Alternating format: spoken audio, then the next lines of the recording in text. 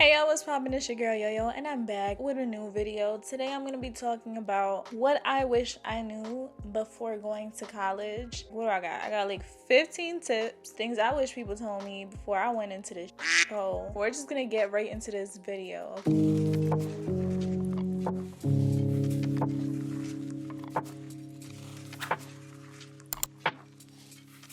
Please don't mind my low energy. I've had a tough week and I'm trying to push out content. If you guys check out my last video, you guys will understand why I feel like this. I just don't feel like repeating the reason why my energy is so low. The first thing is college will break you down mentally. Tough time never lasts. Only tough people last. My biggest issues were financial, but it could be very different for everybody else. It can be separation anxiety, you're getting homesick, you miss your family. You literally lived with your family for 18 years of your life, and all of a sudden you're out on your own. Like, it's a big change, a big step, a big difference. It's something that's going to be tough on your mental. So try getting some help, either therapy, at school, online, find some resources, or just have some sort of support system.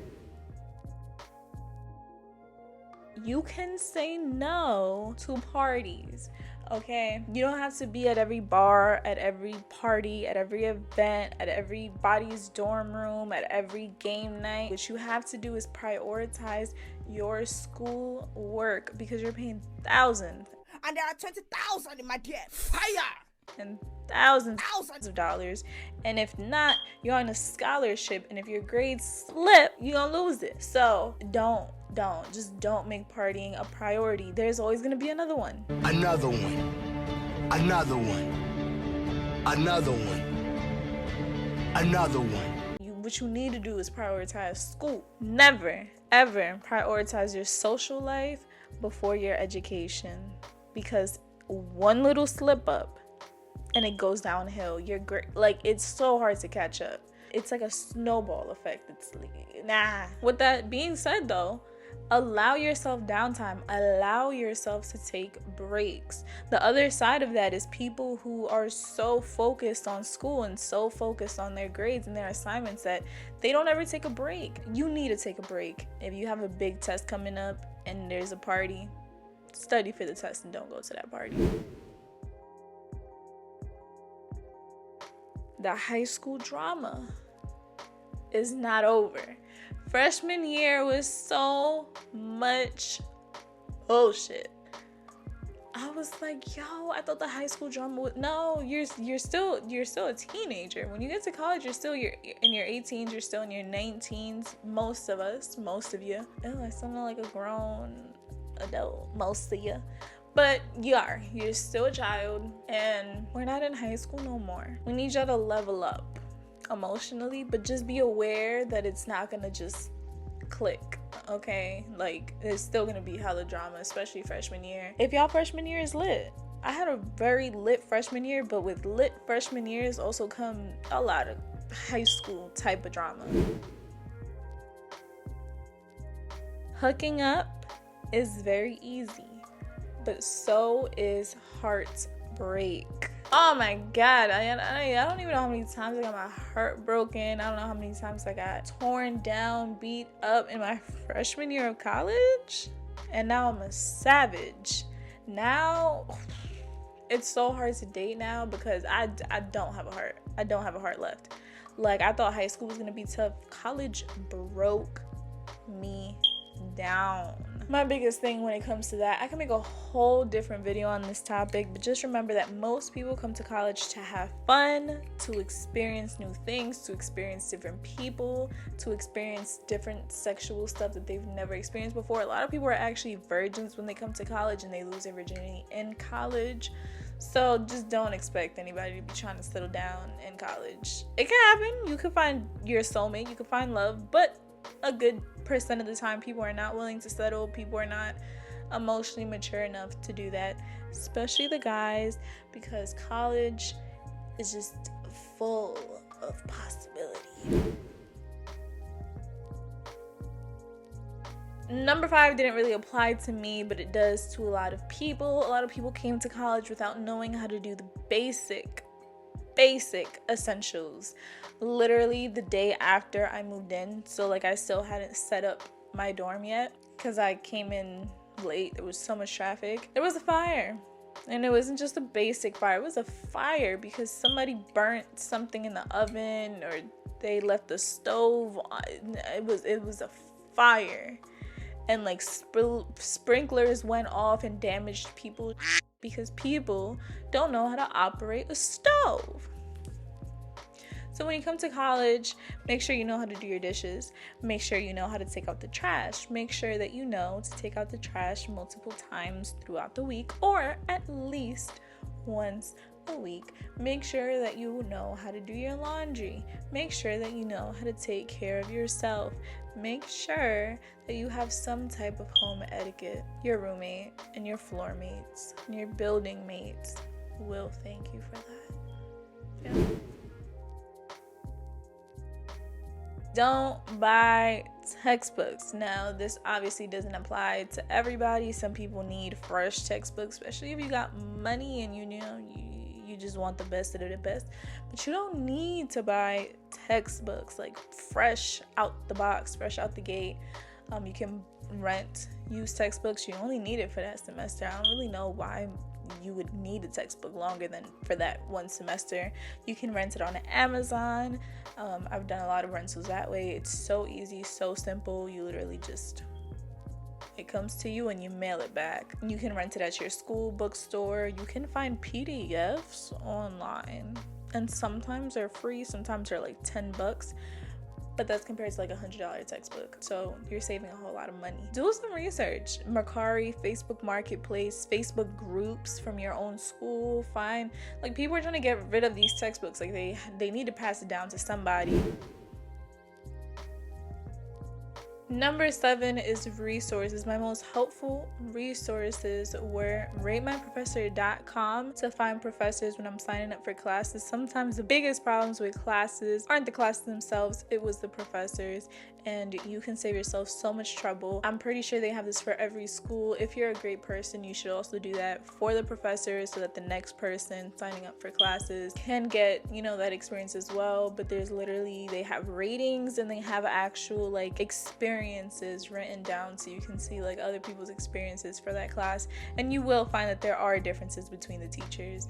Teachers make such a big part of your success or failure in a class. I know it doesn't sound like it, but trust me, by the end of your first semester of freshman year, you're gonna notice that I'm right. The other helpful resource that I used was chegg.com.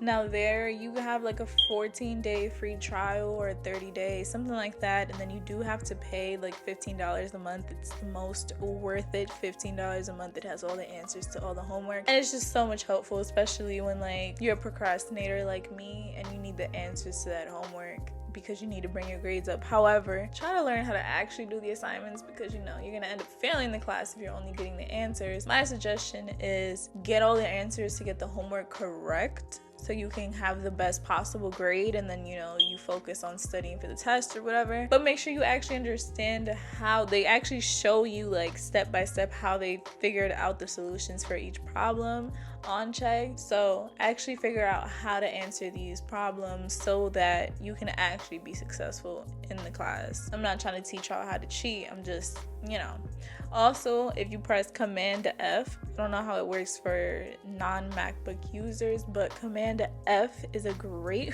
resource, especially when you need to skim. You just like type in the word that you're looking for and you're gonna find it in that article, that text. On Quizlet when I'm trying to find like a definition and like it's a whole bunch of cards. I'm trying to tell y'all, like y'all need to think finesse, okay?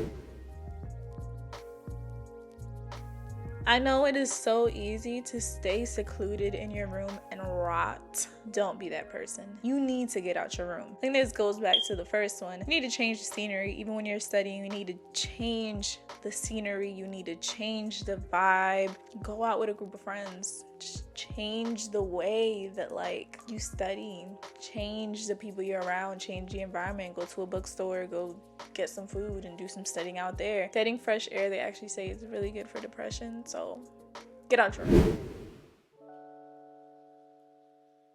Hello. Y'all see what I did there? Number 9, if you are a social butterfly and you love to party and you love being mixy and you love being in the scene, the best way for you to save is actually to join a promoter group and become a party host. So it's actually very simple to do. You just have to like be in the mix. You can be on Instagram, look up parties around your school, and then look on the flyer itself and see who the promoters are. Then you look for their Instagram and then you just DM them. Most of the time they're gonna say yes, especially because they are looking to scout new hosts every year, so they're looking for the socialites in each class to like promote to their fellow students. I will also say try to follow a lot of people in your class. So the way you just do that is by typing in like your school in the year sometimes, or just like your school on Instagram. So I go to Temple, so I would just put like TU and then just follow everybody that has TU in their bio, because that means that they go to Temple University. So when the promoters look at your page, they see like, okay, they actually have a good following. The follow for follow doesn't really matter when it comes to promotion. They don't really care as long as you have like some type of follow count. And if you do that follow for follow thing, a lot of people are looking to make friends anyway, so they're just gonna add you back when they see that you also have your school in your bio. So I guess that's a tip in a tip. By joining a promo team, you're gonna save so much money on tickets, especially like if you go to a big school like I do, where most of the parties are actual venues and not like house parties.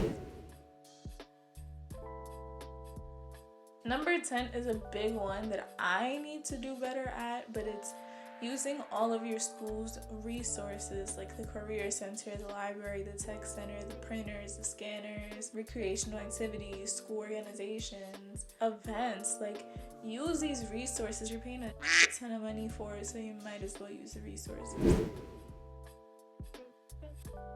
So networking is so important. It's gonna help you in the long run when it comes to jobs. It's gonna help you develop a connection that you leave college with, this like connections, you know, in like different fields, and like maybe these people are connected to a job in the industry that you're interested in. Networking is just so important. I can't even emphasize it enough. Network. People in your field, people in different fields, people in all the fields, teachers, so they can recommend you and write recommendation letters for you, everything. Like, just network the fuck out of college. Actually go to career fairs, because I actually haven't done that and I really should have done that, and I've definitely missed out on great opportunities to do an internship, to get a job. Go to the career fairs, find yourself an internship, so that like you can make getting out of college, walk out with a job, you know what I mean? Walk out where senior year you already have an internship in the bag, or summer you already have an internship. That's experience that you can put on your resumes. That's connections and networks that you can make at these career fairs. Definitely attend them. So crucial. You never know how you can scale your hobby into a job that you're passionate about, into something that like it's gonna teach you so many lessons. Like my sophomore, technically I did research freshman year. Sophomore year I opened up 2 businesses. So I opened up a skincare business. It started off as lashes and it turned into skincare, and it completely and utterly failed. But I learned so much from that failure, like so much. So much experience I gained, so many things that I learned why they went wrong, that I wouldn't have learned it if I hadn't. My second business was successful. You learn from mistakes, but it's so important to start. Entrepreneurship is the best time to be an entrepreneur is in college. The best time to start being an entrepreneur, because you can build your clientele. You can like share your businesses with all of these students, and people are actually hype and excited to actually support you. You would actually be surprised at how supportive college students are. People love to see entrepreneurs thrive. It's like, it feeds us. We're like, oh my god, like you're out here doing it? Oh my god, let me buy your merch. You know what I'm saying? Let me buy your clothing brand. Let me support in some some way. It makes them look cool and makes you look cool. So everybody wants to be cool. So you spent your whole life home. Now all of a sudden you're around all these bunch of different types of people that you're not used to seeing. You don't have these home cooked meals anymore. You don't have a family that's bugging you all the time. I'm gonna speak from personal experience. I'm kind of the opposite as like the general population. I feel like a lot of issues that most people have, I have the opposite issues. I don't understand myself either. I was the type that didn't get homesick. A lot of people would go home every weekend because they were so homesick, and I was chilling. And you end up losing people, you know? You end up detaching. You end up straining your relationships with your family members. So make it a priority to stay in touch with your family. Share your problems with your family. At the end of the day, friends come and go, partners come and go, but the only people that and I don't even take that 100%. Yes, there are friends. Yes, there are partners who are more real than family, and I do understand people have different circumstances. There are some friends that can become family. If that friend is your family, then they are blood, and you do consider them blood. My point is, these people that you care so much about, don't let your relationship strain, because at the end of the day, these college friends, they come and go. The people that stay is your family. So prioritize speaking to them. You never know when it's the last time that you're gonna see somebody or speak to somebody. Prioritize having that support system as part of your life, even if you're not that close to them. Like, just having them a little bit around, just having them a little bit in your life can help a lot. My biggest piece of advice: if you cannot afford college, the smartest way to do college, do not go to a university for your bachelor's degree. A university is fun because you have this whole college experience. Go to a community college, at least for your associate's degree, and then finish out your bachelor's degree at a college. Do your research beforehand so you make sure that you can transfer over your credits well, but it is not shamed upon. Trust me, when people get to college, we realize that, like, I realized that I should have went to community college. I regret coming to Temple so much. The education that I get here. The biggest thing about going to a big university, I would say, is the networks and the connections that Temple can offer me. But aside from that, the education part of it, the assistance, oh my God. Like, I wish I would have went to community college. I'm in so much debt. It is not frowned upon. At the end of the day, a degree is a degree. College is college. And community college is so much cheaper. Really think about it before you go out of state. Out of state is going to kill your pockets. It was another bad decision that I made. I should have stayed in state, but I feel like I felt suffocated, and I needed to get out as far away as possible as I could. Stay in your state.